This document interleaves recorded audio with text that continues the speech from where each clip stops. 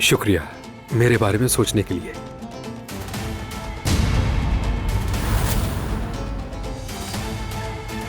अपने भाई बारान और चचा की खुशी के लिए क्या कुछ नहीं किया।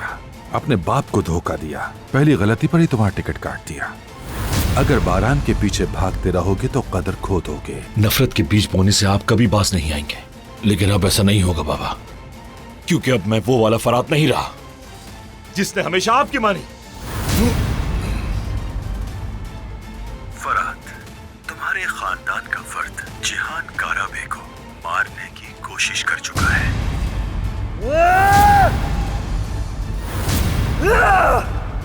मेरी तरफ देखो।